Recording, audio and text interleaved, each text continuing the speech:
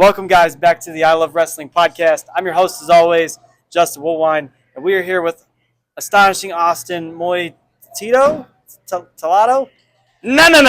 It is astonishing Austin Mulitalo. How are you, man? I'm doing great. Blessed to have you here. Thank you for having me. I'm going to start off. We are the I Love Wrestling podcast. What made Austin fall in love with professional wrestling?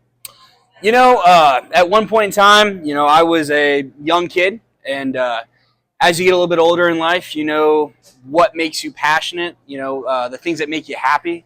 If you have a bad day, it's a thing that you want to do to take you away from whatever that bad day was.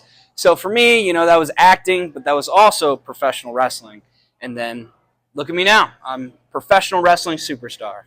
How did you get your break? How did you get into the business? Yeah. So, once I became of age, I was looking at wrestling schools. Obviously, where I was at in Missouri, there's a bunch of wrestling schools. But for me, the one that stood out was the Harley Race Wrestling Academy. So I seeked them out, and then I started training there. Fun fact, I was actually the first class after Harley passed away.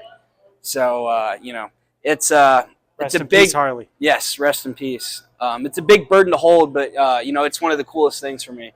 So the Harley Race Wrestling Academy really gave me my start, and just the teachings and everything that I've learned from the Harley Race Wrestling Academy. It set me up for such great success so far in my career. Definitely. As far as Exodus goes, what was your first experience like here at this promotion? Yeah, so I came here probably about 2 years ago when Exodus first started. They used to have these things called the prefaces, meaning that professional wrestlers would come in and pretty much they'd get looked at by EC3, a bunch of other great minds that came in, and just looking at the next generation of professional wrestlers. 100%. At that time I had a lot to work on. I was still very new, but when the territory system kicked off, this is kind of when opportunities started happening for me. I come from NWA World League Wrestling out of St. Louis. Okay. So, going across the territories, traveling wrestling, traveling to Florida, being involved with the NWA, that's what opened the door to come here. And now that I'm here and I have my foot in the door, I'm extremely excited for what I can bring to the table. Because you have giants, you've got superstars, you've got monsters, you've got rednecks, you have Jesus here. You got preachers, pastors, you got a cowboy, you got somebody that's all about business. But nobody is like astonishing Austin Mulitalo. You brought up EC3. Yes. What was your first meeting like with EC3? Honestly, it was quite intimidating. Okay. I actually ran into him in the bathroom. I went to go wash my hands because I set up the ring and my hands were a little sticky. And he was just in there peeing, and he was just like, "Hey." I'm like, "Hello." And that was pretty much the extent of that. Okay. But since then, I've had a couple conversations with him. He has a great mind for the business. A lot of people don't think like him, and that's great because in wrestling, everything's been done. But he finds a way to take those things and make them somewhat new. Definitely. As far as Exodus goes, how was you feeling coming out of the last Exodus event? So this is actually my debut in Exodus. Okay. Yes. Apologies. No, you're all good. You're all good. I'm working on the whole, we'll you're all good. But no, you don't have to cut it out because I want the people to know. Okay, let them know. So as an actor and professional wrestling superstar, I got to make a name for myself, right? You don't know who I am, but I'm about to be your biggest fan, right? You're about to be my biggest fan. But you're going to see up in the marquee, you're going to see astonishing Austin Mulitalo, the Caesar of Exodus Pro Wrestling. Doesn't that just have a nice ring to it? It has a slight flow to it. It does. It does. And I honestly, I think I'm going to change the name. Julius Caesar is kind of overrated, but Mulius Caesar. Perfect. I like where you're going with this. Yes. So obviously you have vision for how tonight's going to go. I do. How are you getting there? Well, there's a lot of competitors in this match. to be honest with you, I don't know who's all going to be in there. Mm-hmm. I know that one guy, that insurance guy, Mike. As soon as I see him, I'm going to kick him in the face. Have you seen that guy's face? It's just ugly, and it's crazy to me that this guy sells insurance. Like, do they sell face insurance? Because if so, I think he needs some.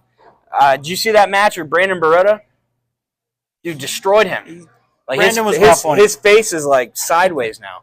But I think with one drop kick, I can readjust his face. It's not going to look pretty. It won't ever look pretty, but I'll make it look decent. Okay. Make it look decent. What's your next step after you win this? Where do you go afterwards? Of course. So, being Caesar of Exodus Pro, it's not just a name. It's not just a title. It's a position of power. Mm-hmm. And as an actor and professional wrestler, I always have to get myself to the next level. So being Caesar of Exodus Pro, that opens doors for me. I could find a tag team partner, become tag team champions. I could become the NWA Midwest champion. Like, there's so many opportunities that I could have, all because I hold the title of Caesar. So for me right now, that's the biggest goal. And if for whatever reason that doesn't happen, I'm still going to pursue those things because I am who I say I am. In the ring, out of the ring, on the screen, doesn't matter. Astonishing Austin Mulitalo is just good at what he does. Fair enough. What's been your favorite moment of your career so far? So, that's a loaded question. It's a good one. Yeah, so just to give you an example, in professional wrestling, a lot of it is about what we do in the ring, but a lot of it is about what we do outside of the ring.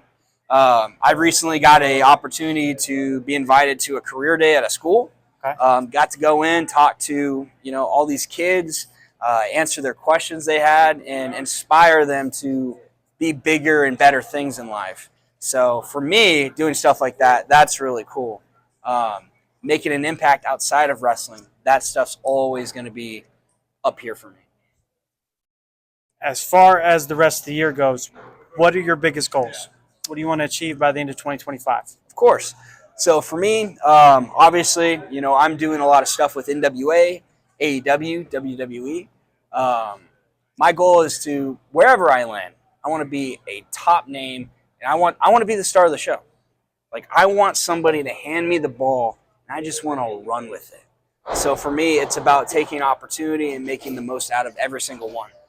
And hopefully, you got a good imagination? Yes, sir. All right. Imagine right there, you're looking at WrestleMania, right? You're looking at NWA 77. You're looking at AEW All In or All Out, whatever they call it. And you just see my name on the marquee. Ain't that just beautiful? It'd be great. You see it in the sparkling letters. I see it. It looks beautiful. I'm excited to see it in the title of this video. Yes. Yes. Just right there. Boom. Where can we check you out on social media? Of course. On all social media platforms, The Astonishing One. Mwah.